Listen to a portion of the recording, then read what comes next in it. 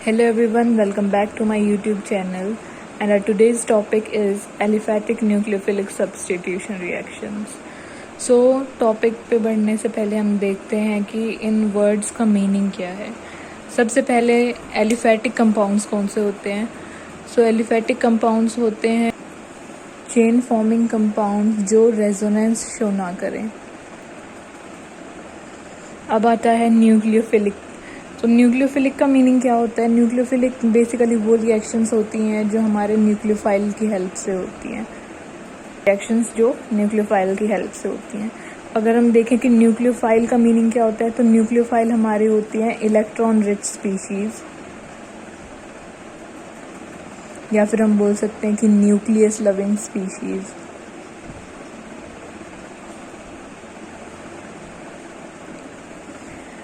अब इनके एग्जाम्पल्स क्या क्या होते हैं. हेलाइड्स जो भी होते हैं हमारे, या फिर हाइड्रोक्साइड आयन, या फिर साइनाइड आयन. और जो हमारे लेविस बेसिस होते हैं वो भी सारे न्यूक्लियोफाइल्स होते हैं, क्योंकि हमें पता है उनके पास अनशेयर्ड पेयर ऑफ इलेक्ट्रॉन्स होते हैं. अब सब्स्टिट्यूशन का मीनिंग क्या होता है. वो रिएक्शंस जिनमें एक ग्रुप का रिप्लेसमेंट होता है by another group. Replacement of one group by another group. अब अगर हम कोई एक जनरल फॉर्म लिखना चाहें कि हमारी एलिफैटिक न्यूक्लियोफिलिक सब्स्टिट्यूशन कैसे होगी, तो उसकी हम ये फॉर्म लिख सकते हैं कि एक हमारा न्यूक्लियोफाइल होगा, वो एक सबस्ट्रेट के साथ रिएक्ट करेगा. जो हमारा सबस्ट्रेट होगा वो हमने ये मान लिया, इस पर कोई भी 3 ग्रुप्स अटैच्ड हैं. ये हमारा लिविंग ग्रुप है, और ये क्या बनाएगा, और हमारा जो लीविंग ग्रुप है वो लीव कर जाएगा. तो ये हमारा प्रोडक्ट बनेगा. अब इसमें हमने ये बैक साइड पे क्यों दिखाया है, क्योंकि हमारा जो फ्रंट साइड है वो ऑलरेडी ऑक्यूपाइड है बाय द लिविंग ग्रुप. तो जब ये अटैक करने आएगा तो ये यहाँ से इसको रोकेगा, प्रोटेक्ट करेगा इस वाली साइड को. तो इसलिए हमारा न्यूक्लियोफाइल बैक साइड से अटैक करेगा और ये यहाँ पे आएगा. इसको हम इन्वर्जन भी बोलते हैं. इन्वर्जन शो कर रहा है ये हमारा प्रोडक्ट. तो ये हमारी बेसिक फॉर्म हो गई एक एलिफैटिक न्यूक्लियोफिलिक सब्स्टिट्यूशन रिएक्शन की.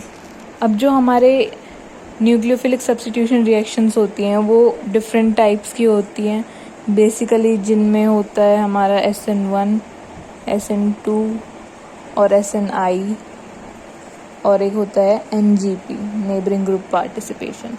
तो अब हम आगे इन सबको डिटेल में पढ़ेंगे. अब इसमें हमारी फर्स्ट रिएक्शन आती है जो हम पढ़ेंगे, वो है SN1 रिएक्शन. तो SN1 की अगर हम फुल फॉर्म देखें तो क्या होगा. सब्स्टिट्यूशन, N फॉर न्यूक्लियोफाइल या फिर न्यूक्लियोफिलिक्स, और 1 हमारा क्या शो कर रहा है कि वो यूनिमॉलिक्यूलर है. अब हमें ये कैसे पता चलेगा कि वो यूनिमॉलिक्यूलर है. तो उसके लिए हम ये देखेंगे कि जब हम RDS लिखेंगे हमारा, जो कि हमारा रेट डिटरमाइनिंग स्टेप होगा, तो उसमें जो हमारे रिएक्टेंट्स होंगे, नंबर ऑफ रिएक्टेंट्स जो हमारे रिएक्ट करेंगे होंगे वो 1 होना चाहिए. तब हम बोलेंगे कि हमारी रिएक्शन यूनिमॉलिक्यूलर है. अगर जो हमारे नंबर ऑफ रिएक्टिंग मॉलिक्यूल्स 2 हुए तो हम उसको बोलेंगे बाईमॉलिक्यूलर, जो कि हमारी SN2 होगी.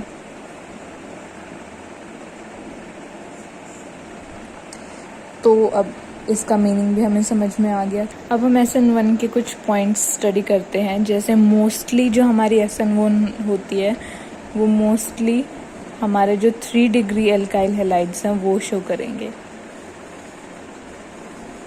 ऐसा क्यों है ये हम आगे जाके देखेंगे जब हम रिएक्शन स्टडी करेंगे. और जो दूसरी बात हमें ध्यान में रखनी है वो ये है कि जो हमारी SN1 रिएक्शन होती है उसके मैकेनिज़्म में हम देखेंगे कि 2 स्टेप मैकेनिज़्म होता है SN1 रिएक्शन का. एग्जाम्पल ले लेते हैं हम, जैसे hydrolysis of tertiary butyl bromide.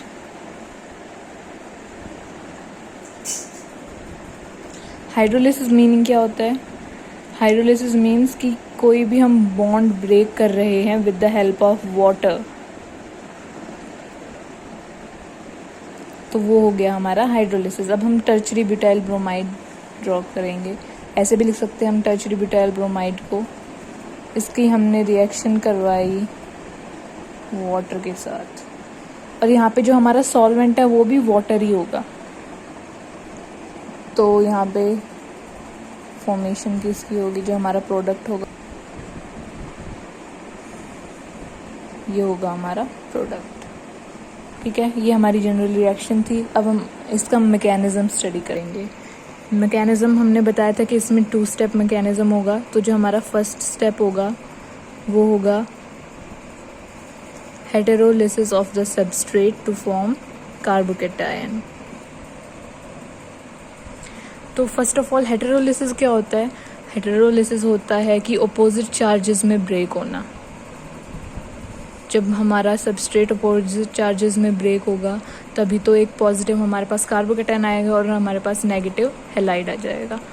तो यहाँ पर हम देखेंगे, यहाँ पर ये हमारा कार्बोकेटायन फॉर्म होगा और यहाँ से हमारा हैलाइड रिमूव हो जाएगा। तो ये अपोजिट चार्जेस में ब्रेक हो रहे हैं, इसलिए हमने इसको हेटेरोलिसिस बोला है। अब यहाँ पर हमें ये ध्यान रखना है कि ये जो हमारा फर्स्ट स्टेप होगा ये हमारा स्लो स्टेप होगा, और जो हमें पता है कि जो हमारा स्लोएस्ट स्टेप होता है उसको हम रेट डिटरमाइनिंग स्टेप बोलते हैं। तो यहाँ पर ये हमारा रेट डिटरमाइनिंग स्टेप हो गया। यहाँ पर जो हमारा कार्बोकेटायन फॉर्म हुआ है वो हमारा एज इंटरमीडिएट फॉर्म हुआ है। तो हमारे पास ये एक पॉइंट आ गया कि जो हमारी SN1 रिएक्शन होती है उसमें हमारा इंटरमीडिएट फॉर्म होगा और वो होगा हमारा कार्बोकेटायन। ठीक है, तो अब ये क्योंकि हमारा रेट डिटरमाइनिंग स्टेप है तो यहाँ से हम कुछ पॉइंट्स निकाल सकते हैं। जैसे कि जो हमारा रेट डिटरमाइनिंग स्टेप है इसमें क्योंकि कार्बोकेटायन की फॉर्मेशन हो रही है तो जो भी एल्काइल हैलाइड सबसे स्टेबल कार्बोकेटायन फॉर्म करेगा वही हमारा SN1 रिएक्शन शो करेगा। तो हमें पता है कि 3 डिग्री जो हमारा कार्बोकेटायन होता है वो सबसे ज़्यादा स्टेबल होता है, इसीलिए हमने पहले बोला था कि जो हमारे 3 डिग्री एल्काइल हैलाइड्स है वो ही मोस्टली SN1 रिएक्शन शो करेंगी। तो यहाँ से वो पॉइंट क्लियर हो गया। अब यहाँ पर हम देखेंगे कि अब सेकंड पॉइंट यहाँ से क्या आ सकता है कि यहाँ पे जो हमारा रेट है वो सिर्फ और सिर्फ एल्काइल हैलाइड के कंसंट्रेशन पे डिपेंड कर रहा है। तो ये हमारा हो गया फर्स्ट ऑर्डर रिएक्शन। ये एक और पॉइंट आ गया यहाँ से कि जो हमारी SN रिएक्शन होती है वो होती है फर्स्ट ऑर्डर। ठीक है, अब यहाँ पे क्योंकि हमारी जो रिएक्टेंट है वो एक ही है, सिंगल है, इसीलिए हमने इसको यूनिमोलिकुलर बोला था। ये हमारे पॉइंट्स आ गए फर्स्ट स्टेप से। अब हमें यहाँ से क्या कंक्लूजन मिल रहा है कि हमारा जो रेट है वो सिर्फ एल्काइल हैलाइड की कंसंट्रेशन पे डिपेंड कर रहा है, न्यूक्लियोफाइल की कंसंट्रेशन पे डिपेंड नहीं कर रहा। तो अगर कोई हमें ये बोले कि अगर हमारा न्यूक्लियोफाइल की कंसंट्रेशन को हम इंक्रीज़ कर रहे हैं तो रेट के ऊपर क्या इफ़ेक्ट पड़ेगा, तो उसका आंसर आएगा कि कोई इफ़ेक्ट नहीं पड़ेगा। चाहे हमारा न्यूक्लियोफाइल स्ट्रॉन्ग हो, चाहे वीक हो, या फिर अगर हम उसकी कंसंट्रेशन को इंक्रीज़ कर रहे हों, उसका कोई इफ़ेक्ट नहीं आएगा हमारे रेट पे। तो यहाँ से हमारे पास ये कंक्लूजन मिल गया हमें फर्स्ट स्टेप से। यहाँ पे आएगा हमारा सेकंड स्टेप। वो क्या होगा? Attack of nucleophile.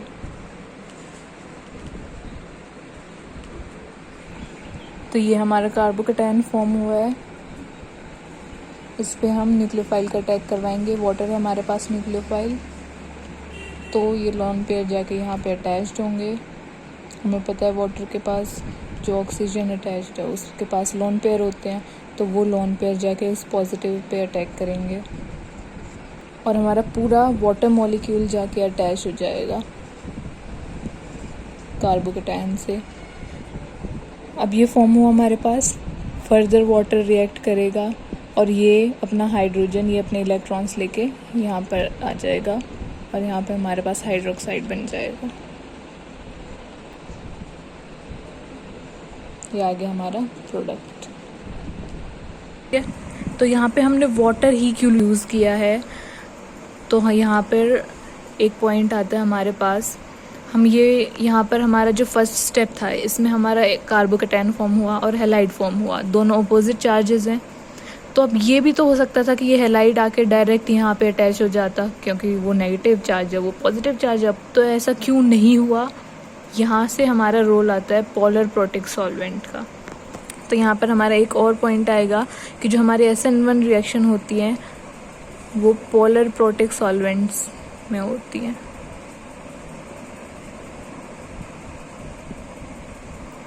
तो पोलर प्रोटिक सॉल्वेंट की इम्पोर्टेंस क्या है? जो हमारे पोलर प्रोटिक सॉल्वेंट होते हैं, पोलर सॉल्वेंट होगा उसके पास होगी डाइइलेक्ट्रिक प्रॉपर्टी। वो क्या करवाएगा? जो हमारा यहाँ पर बॉन्ड है हैलाइड और कार्बन के बीच, उसको ब्रेक करवाएगा। यहाँ पर ये यूज़ होगा हमारा पोलर वाली कैरेक्टरिस्टिक जो होगी वो यहाँ पे यूज़ होगी, इनके बॉन्ड को ब्रेक करने में या फिर इनको वीक करने में यहाँ पर यूज़ होगी। ठीक है, ये बेसिकली क्या करेगा? ये इलेक्ट्रोस्टैटिक अट्रैक्शन जो होगा उसको वीक कर देगा। सी और जो ब्रोमीन के बीच में जो इलेक्ट्रोस्टैटिक अट्रैक्शन है उसको वीक करेगा यहाँ पे और इसको ब्रेक करवाएगा। फिर आता है हमारा पास प्रोटिक का मीन्स क्या है कि उसके पास एक प्रोटॉन प्रेजेंट होना चाहिए। बेसिकली पोलर प्रोटिक सॉल्वेंट्स वो होते हैं जिसमें हमारे पास हाइड्रोजन अटैच्ड होता है टू हाई इलेक्ट्रोनेगेटिव एटम्स। तो जैसे कि OH हो गया हमारे पास, NH हो गया, तो ये हमारे पोलर प्रोटिक सॉल्वेंट्स की फॉर्म में यूज़ होंगे। अब ये क्या करेंगे? यहाँ पर जैसे हमने बोला कि यहाँ पर ये ब्रोमीन इससे अटैच क्यों नहीं हुआ, तो वाटर यहाँ पर क्या करेगा कि ये हमारे पास ब्रोमीन आ गया था निकल के, अब वाटर इसके सराउंड कर लेगा, इसको एक केज बना लेगा। तो वाटर ने इस ब्रोमीन के अराउंड केज बना लिया और इसको वो वहाँ पर रिएक्ट नहीं करने देगा। और फर्दर क्योंकि हमारे पास सॉल्वेंट के फॉर्म में है ना वाटर, तो वाटर बहुत ज़्यादा है हमारे पास, तो और बाकी जो वाटर है वो यहाँ पर सेकेंड स्टेप में हमारे कार्बोकैटायन के साथ रिएक्ट करके अपना प्रोडक्ट बना देगा। तो ये बेसिकली हमारा इम्पोर्टेंस हो गया पोलर प्रोटिक सॉल्वेंट का, कि वो क्या करेगा कि वो केज फॉर्म कर लेगा ब्रोमीन के अराउंड या फिर जो भी हमारा हैलाइड रिमूव होगा, और वो उसको उस कार्बोकैटायन के साथ रिएक्ट नहीं करने देगा और खुद जाकर रिएक्ट कर लेगा और हमारा प्रोडक्ट बना देगा। अब हमारे पास यहाँ पर एक और पॉइंट आता है कि कोई हमसे पूछ ले कि ये रिएक्शन एक्सोथर्मिक है या एंडोथर्मिक है, तो हम क्या बोल सकते हैं कि ये रिएक्शन हमारी एक्सोथर्मिक है। एक्सोथर्मिक क्यों है? क्योंकि हमें पता है यहाँ पर हमारा जो बॉन्ड फॉर्म हो रहा है वो किसके बीच में हो रहा है? कार्बन एंड ऑक्सीजन के बीच में ये हमारा बॉन्ड फॉर्म हो रहा है, और हमें पता है ये बॉन्ड स्ट्रॉन्ग है। और जो हमारा ब्रेक हो रहा है वो हो रहा है कार्बन और ब्रोमीन के बीच में बॉन्ड ब्रेक हो रहा है, और ये हमारा वीक बॉन्ड है। तो जब हम कोई भी बॉन्ड फॉर्म करेंगे तो वहाँ से हमारे पास एनर्जी रिलीज होगी, और जब हम कोई भी बॉन्ड ब्रेक करते हैं तो वहाँ पे हमें एनर्जी रिक्वायर्ड होती है, तो हम बोल सकते हैं वहाँ पे एनर्जी एब्जॉर्ब होगी। तो जो हमारा बॉन्ड ब्रेक हो रहा है वो हमारा वीक है, मतलब कि उसको कम एनर्जी चाहिए, और जो हमारा फॉर्म हो रहा है उसमें वो स्ट्रॉन्ग बॉन्ड है, तो वहाँ से बहुत ज़्यादा एनर्जी निकलेगी। तो वो जो एनर्जी यहाँ पे रिलीज़ होगी वो इस बॉन्ड को ब्रेक करने में हेल्प करेगी। और जो हमारे पास कार्बन ऑक्सीजन बॉन्ड है वो हमें पता है क्योंकि स्ट्रॉन्ग है, तो बहुत ज़्यादा एनर्जी रिलीज़ होगी और एक्स्ट्रा एनर्जी हमारे पास बच जाएगी। तो हमारे पास ओवरऑल हम बोल सकते हैं कि रिलीज़ होगी एनर्जी।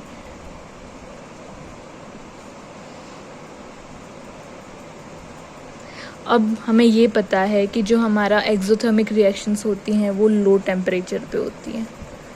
तो एक पॉइंट हमारे पास ये भी आ गया कि जो हमारी SN1 रिएक्शंस होती हैं वो लो टेम्परेचर पे होती हैं, एक्सोथर्मिक होती हैं, पोलर प्रोटिक सॉल्वेंट के प्रेजेंस में होंगी, फर्स्ट ऑर्डर होगी, इंटरमीडिएट फॉर्म होगा हमारा कार्बोकैटायन, और जो इसका मैकेनिज़्म होगा वो 2 स्टेप मैकेनिज़्म होगा, और मोस्टली 3 डिग्री एल्काइल हैलाइड्स यहाँ पर SN1 रिएक्शन शो करेंगी। अब हमारे पास लास्ट पॉइंट आता है कि स्टीरियोकेमिस्ट्री क्या होगी SN1 रिएक्शन की। तो स्टीरियोकेमिस्ट्री स्टडी करने से पहले हमें पता होना चाहिए कि ये जो हमारा कार्बन है इससे जो भी ग्रुप्स अटैच्ड हों वो सारे डिफरेंट ग्रुप्स होने चाहिए। मतलब कि जो हमारा कार्बन है वो कायरल कार्बन होना चाहिए, तभी वो स्टीरियोकेमिस्ट्री शो करेगा। अब यहाँ पर हमारे पास 2 केसेस आ सकते हैं कि जो हमारा न्यूक्लियोफाइल है वो किस साइड से अटैक करेगा। तो इसमें 2 केसेस आ सकते हैं। फर्स्ट वन हो सकता है हमारे पास कि जो न्यूक्लियोफाइल है वो उसी साइड से अटैक कर दे जिस साइड से हमारा हैलाइड अटैच था। तो यहाँ पर क्या होगा, हमारा जो हमारा न्यूक्लियोफाइल है वो इसी साइड अटैच्ड हो जाएगा। ये हम बोलेंगे कि यहाँ पर क्या हुआ है, रिटेंशन। अब सेकंड केस क्या हो सकता है कि यहाँ पर जो हमारा लीविंग ग्रुप जो था वो हम मान लेते हैं कि यहीं पर अटैच था, वो यहाँ पर अटैच था। जब हमारा अटैकिंग ग्रुप आया तो वो उस टाइम भी ज़्यादा दूर नहीं गया था, वो कार्बन के थोड़ी सी पास ही था। सपोज करते हैं जैसे ये हमारा कार्बोकैटायन है, कुछ भी बोला हमने, ये यहाँ से तो लीव हो चुका है हमारा हैलाइड, लेकिन ये यहाँ पर प्रेजेंट है, मतलब ज़्यादा दूर नहीं गया है। तो अब जब हमारा न्यूक्लियोफाइल आएगा अटैक करने तो ये इस साइड को अभी भी प्रोटेक्ट कर रहा है, मतलब कि ये यहाँ पर अभी भी स्टेरिक हिंड्रेंस प्रोवाइड कर रहा है। तब इस न्यूक्लियोफाइल को जाके पीछे से अटैक करना पड़ेगा। इस केस में हमारा क्या होगा, इन्वर्जन।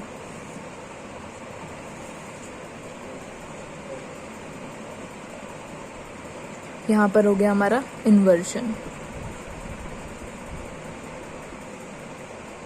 अब ये देखा गया है कि जब हमारा इन्वर्जन होगा तो ये हमारा 50% से ज़्यादा होगा और जो हमारा रिटेंशन होगा वो लेस देन 50% होगा। तो अगर हम ये केस देखें कि हमारा जो इन्वर्जन है वो ज़्यादा हो रहा है और रिटेंशन कम हो रहा है, तो हम ये नहीं बोल सकते कि हमारा रैसिमिक मिक्सचर फॉर्म हो रहा है। लेकिन कई बुक्स में ये दे रखा है कि कभी कभी हमें यहाँ पर रैसिमिक मिक्सचर मिल जाता है, लेकिन क्योंकि ये ज़्यादा फॉर्म हो रहा है और ये कम फॉर्म हो रहा है तो ऐसा होना तो नहीं चाहिए। लेकिन बुक्स में फिर भी मेंशन है कि बहुत रेयरली ऐसा ऑब्जर्व होता है, बहुत ही कम होता है ऐसा कि हमारे पास रैसिमिक मिक्सचर फॉर्म होता है। तो this is all about stereochemistry. I hope ये समझ में आया होगा आपको। हम एक बार इसकी समरी देख लेते हैं कि जो हमारी SN1 रिएक्शंस होती हैं वो mostly 3 degree alkyl halides show करेंगे। इसका जो मैकेनिज्म होगा उसमें 2 स्टेप होंगे। जो हमारा स्लो स्टेप होगा, रेट डिटरमाइनिंग स्टेप होगा, फर्स्ट स्टेप होगा, और उसमें जो हमारा इंटरमीडिएट होगा वो कार्बोकैटायन फॉर्म होगा। यहाँ पर हम लिख सकते हैं कि जो फर्स्ट स्टेप होगा वो स्लो होगा और जो सेकेंड स्टेप होगा वो फास्ट होगा, और जो हमारा इंटरमीडिएट फॉर्म होगा वो कार्बोकैटायन फॉर्म होगा। तो सबसे ज़्यादा carbocation stable 3 degree alkyl halides के केस में होगा, इसीलिए हम बोलते हैं कि mostly 3 degree alkyl halides show करेंगे SN1 रिएक्शन। फिर जो हमारा RDS था उसमें हमने देखा था कि जो हमारी रेट थी वो सिर्फ एक एल्काइल हैलाइड पर डिपेंड कर रही थी, तो इसलिए हमने उसको फर्स्ट ऑर्डर रिएक्शन बोला है। फिर यहाँ पर जो हमारी SN1 रिएक्शन होती है वो पोलर प्रोटिक सॉल्वेंट की प्रेजेंस में होगी।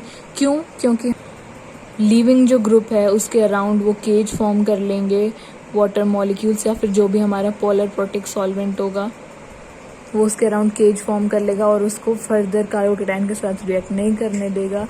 और जो हमारी SN1 रिएक्शन होती है वो हमारी एक्सोथर्मिक रिएक्शन होती है, और जो एक्सोथर्मिक होती है वो लो टेम्परेचर पर प्रोसीड करती है। फिर हम इसकी स्टीरियोकेमिस्ट्री देखेंगे। यहाँ पर जो हमारा न्यूक्लियोफाइल है वो 2 साइड से अटैक कर सकता है, या तो फ्रंट साइड से या फिर बैक साइड से। ये इसकी फ्रंट साइड हो गई और ये इसकी बैक साइड हो गई। तो फ्रंट साइड से कब अटैक करेगा? जब हमारा कार्बोकैटायन से जो लीविंग ग्रुप है वो बहुत दूर जा चुका होगा, तब वो आराम से आके यहाँ से अटैक कर सकता है हमारा न्यूक्लियोफाइल। लेकिन अगर वो ज़्यादा दूर नहीं गया है, उसके बहुत पास ही है जो हमारा लीविंग ग्रुप है, तो वो इस साइड को प्रोटेक्ट करके रखेगा और जो हमारा न्यूक्लियोफाइल है उसको बैक साइड से अटैक करना पड़ेगा।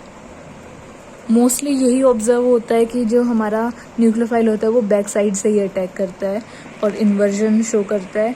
लेकिन यहाँ पर कई बुक्स में मेंशन्ड है कि कई बार ऐसा होता है कि रेसिमिक मिक्सचर फॉर्म होता है, यानी कि रिटेंशन भी होता है और इन्वर्जन भी होता है इन इक्वल अमाउंट। तो रेयरली होता है ऐसा कि रेसिमिक मिक्सचर फॉर्म करेगा।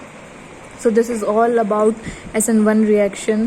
I hope you have liked the video, and if you have any query you can ask me in the comment section, and please do like, share and subscribe.